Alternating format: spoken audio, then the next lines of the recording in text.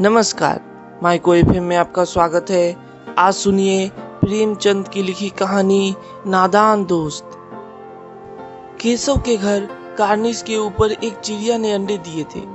केशव और उसकी बहन श्यामा दोनों बड़े ध्यान से चिड़िया को वहां आते जाते देखा करते। सवेरे दोनों आंखें मलते कार्निस के सामने पहुंच जाते और चिड़ा और चिड़िया दोनों को वहां बैठा पाते। उनको देखने में दोनों बच्चों को ना मालूम क्या मजा मिलता।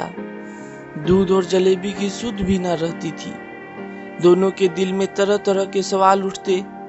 अंडे कितने बड़े होंगे, किस रंग के होंगे, कितने होंगे, क्या खाते होंगे, उनमें से बच्चे किस तरह निकल आएंगे, बच्चों के पर कैसे निकलेंगे, घोंसला कैसा है। लेकिन इन बातों का जवाब देने वाला कोई नहीं। ना अम्मा को घर के काम धंधों से फुर्सत थी, ना बाबूजी को पढ़ने लिखने से। दोनों बच्चे आपस ही में सवाल जवाब करके अपने दिल को तसल्ली दे लिया करते थे।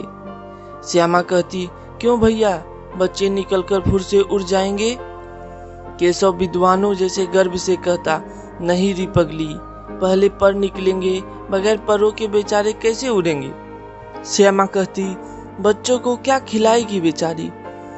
केशव इस पेचीदा सवाल का जवाब कुछ न दे सकता था। इस तरह 3-4 दिन गुजर गए। दोनों बच्चों की जिज्ञासा दिन दिन बढ़ती जाती थी। अंडों को देखने के लिए वे अधीर हो उठते थे। उन्होंने अनुमान लगाया कि अब जरूर बच्चे निकल आए होंगे। बच्चों के चारे का सवाल अब उनके सामने आ खड़ा हुआ। चिड़िया बेचारी इतना दाना कहाँ से पाएगी कि सारे बच्चों का पेट भरे। गरीब बच्चे भूख के मारे चूं चूं करके मर जाएंगी। इस मुसीबत का अंदाजा करके दोनों घबरा उठे। दोनों ने फैसला किया कि कार्निस पर थोड़ा सा दाना रख दिया जाए। श्यामा खुश होकर बोली, तब तो चिड़ियों को चारे के लिए कहीं उड़कर ना जाना पड़ेगा ना। केशव ने कहा, नहीं, तब क्यों जाएगी। श्यामा ने कहा, क्यों भैया, बच्चों को धूप ना लगती होगी। केशव का ध्यान इस तकलीफ की ओर ना गया था। बोला, जरूर तकलीफ हो रही होगी, बेचारे प्यास के मारे तड़पते होंगे, ऊपर छाया भी तो कोई नहीं। आखिर यही फैसला हुआ कि घोंसले के ऊपर कपड़े की छत बना देनी चाहिए। पानी की प्याली और थोड़े से चावल रख देने का प्रस्ताव भी स्वीकृत हो गया। दोनों बच्चे बड़े चाव से काम करने लगे। श्यामा माँ की आंख बचाकर मटके से चावल निकाल लाई। केशव ने पत्थर की प्याली का तेल चुपके से जमीन पर गिरा दिया और उसे खूब साफ करके उसमें पानी भरा। अब चांदनी के लिए कपड़ा कहाँ से आए। फिर ऊपर बगैर छड़ियों के कपड़ा ठहरेगा कैसे, और छड़िया खरी होगी कैसे। केशव बड़ी देर तक इसी उधेर बुन में रहा। आखिरकार उसने यह मुश्किल भी हल कर दी। श्यामा से बोला, जाकर कूड़ा फेंकने वाली टोकरी उठा लाओ, अम्मा जी को मत दिखाना। श्यामा ने कहा, वह तो बीच से फटी हुई है, उसमें से धूप न जाएगी। केशव ने झुंझलाकर कहा, तू टोकरी तो ला, मैं उसका सुराख बंद करने की कोई हिकमत निकालूंगा। श्यामा दौड़कर टोकरी उठा लाई। केशव ने उसके सुराख में थोड़ा सा कागज ठूंस दिया और तब टोकरी को एक टहनी से टिकाकर बोला, देख, ऐसे ही घोंसले पर उसकी आड़ कर दूंगा, तब कैसे धूप जाएगी। श्यामा ने दिल में सोचा, भैया कितने चालाक है। गर्मी के दिन थे, बाबूजी दफ्तर गए हुए थे। अम्मा दोनों बच्चों को कमरे में सुलाकर खुद सो गई थी, लेकिन बच्चों की आंखों में आज नींद कहाँ। अम्मा जी को बहलाने के लिए दोनों दम रोके आंखें बंद किए मौके का इंतजार कर रहे थे। जो ही मालूम हुआ कि अम्मा जी अच्छी तरह से सो गई, दोनों चुपके से उठे और बहुत धीरे से दरवाजे की सिटकनी खोलकर बाहर निकल आए। अंडों की हिफाजत की तैयारियां होने लगी। केशव कमरे से एक स्टूल उठा लाया, लेकिन जब उससे काम न चला तो नहाने की चौकी लाकर स्टूल के नीचे रखी और डरते डरते स्टूल पर चढ़ा। श्यामा दोनों हाथों से स्टूल पकड़े हुए थी। स्टूल की चारों टांगें बराबर ना होने के कारण जिस तरफ ज्यादा दबाव पाता था, जरा सा हिल जाता था। उस वक्त केशव को कितनी तकलीफ उठानी पड़ती थी, यह उसी का दिल जानता था। दोनों हाथों से कार्निस पकड़ लेता और श्यामा को दबी आवाज से डांटता, अच्छी तरह पकड़, वरना उतरकर बहुत मारूंगा। मगर बेचारी श्यामा का दिल तो ऊपर कार्निश पर था। बार बार उसका ध्यान उधर चला जाता और हाथ ढीले पड़ जाते। केशव ने जो ही कार्निश पर हाथ रखा, दोनों चिड़िया उड़ गई। केशव ने देखा कार्निश पर थोड़े तिनके बिछे हुए हैं और उन पर 3 अंडे पड़े हैं। जैसे घोंसले उसने पेड़ों पर देखे थे, वैसा कोई घोंसला नहीं है। श्यामा ने नीचे से पूछा, कई बच्चे हैं भैया? केशव ने कहा, 3 अंडे हैं, अभी बच्चे नहीं निकले। श्यामा ने कहा, जरा हमें दिखा दो भैया, कितने बड़े हैं? केशव ने कहा, दिखा दूंगा, पहले जरा चिथड़े ले आ, नीचे बिछा दूं, बेचारे अंडे तिनकों पर पड़े हैं। श्यामा दौड़कर अपनी पुरानी धोती फाड़कर एक टुकड़ा लाई। केशव ने झुककर कपड़ा ले लिया।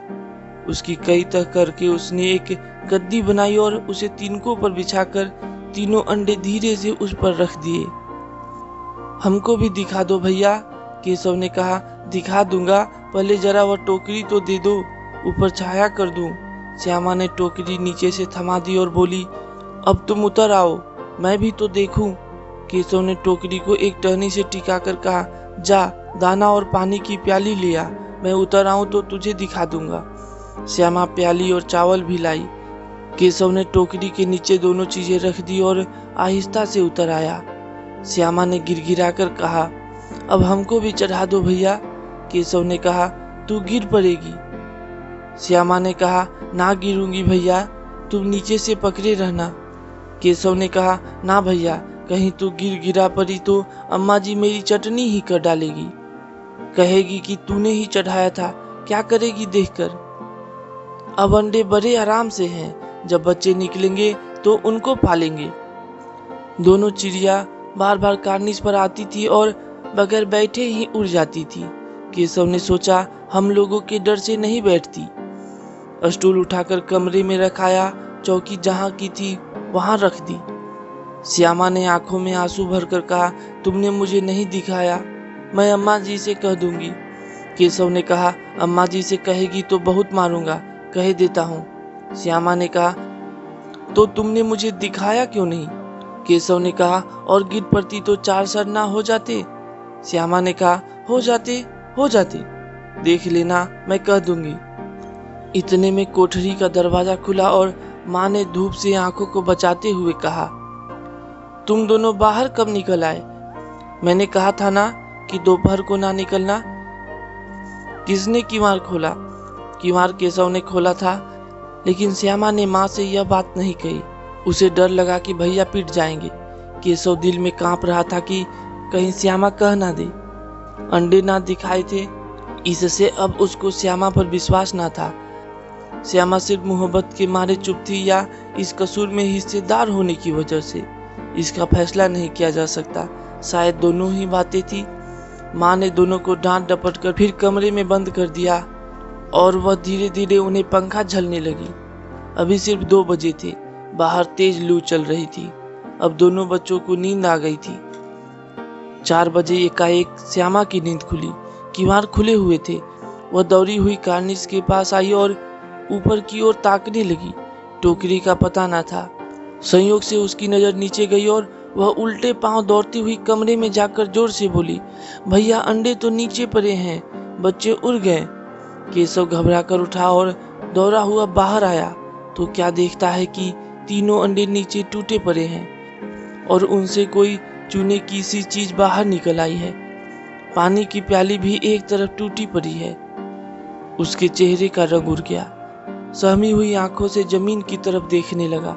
श्यामा ने पूछा, बच्चे कहाँ उड़ गए भैया? केशव ने करुण स्वर में कहा, अंडे तो फूट गए। श्यामा ने कहा, और बच्चे कहाँ गए? केशव ने कहा, तेरे सर में देखती नहीं है, अंडों में से उजला उजला पानी निकल आया है, वही तो 2-4 दिनों में बच्चे बन जाते। माँ ने सोटी हाथ में लिए हुए पूछा, तुम दोनों वहां धूप में क्या कर रहे हो? श्यामा ने कहा, अम्मा जी चिड़िया के अंडे टूटे पड़े हैं। माँ ने आकर टूटे हुए अंडों को देखा और गुस्से से बोली, तुम लोगों ने अंडों को छुआ होगा। अब तो श्यामा को भैया पर जरा भी तरस ना आया। उसी ने शायद अंडों को इस तरह रख दिया कि वह नीचे गिर पड़े। इसकी उसे सजा मिलनी चाहिए। बोली, इन्होंने अंडों को छेड़ा था अम्मा जी। माँ ने केशव से पूछा, क्यों रे? केशव भीगी बिल्ली बना खड़ा रहा। माँ ने कहा, तू वहां पहुंचा कैसे? श्यामा ने कहा, चौकी पर स्टूल रखकर चढ़े अम्मा जी। केशव ने कहा, तू स्टूल थामे नहीं खड़ी थी? श्यामा ने कहा, तुम्ही ने तो कहा था।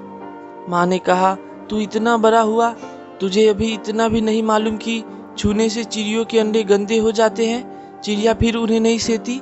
श्यामा ने डरते डरते पूछा, तो क्या चिड़िया ने अंडे गिरा दिए हैं अम्मा जी? माँ ने कहा, और क्या करती, केशव के सिर पर इसका पाप पड़ेगा। हाय हाय, तीनों जाने ले ली दुष्ट ने। केशव रोनी सूरत बनाकर बोला, मैंने तो सिर्फ अंडों को गद्दी पर रख दिया था अम्मा जी। माँ को हंसी आ गई, मगर केशव को कई दिनों तक अपनी गलती पर अफसोस होता रहा। अंडों की हिफाजत करने के जोग में उसने उनका सत्यानाश कर डाला। इसे याद कर वह कभी कभी रो पड़ता था। दोनों चिड़िया वहां फिर न दिखाई दी। धन्यवाद प्रिय श्रोतागण। अगर यह कहानी आपको अच्छी लगी हो तो चैनल को सब्सक्राइब, लाइक और शेयर करना ना भूलें। और आपकी अगर कोई पसंदीदा कहानी है जो आप सुनना चाहते हैं तो कमेंट बॉक्स में हमें बताएं। धन्यवाद।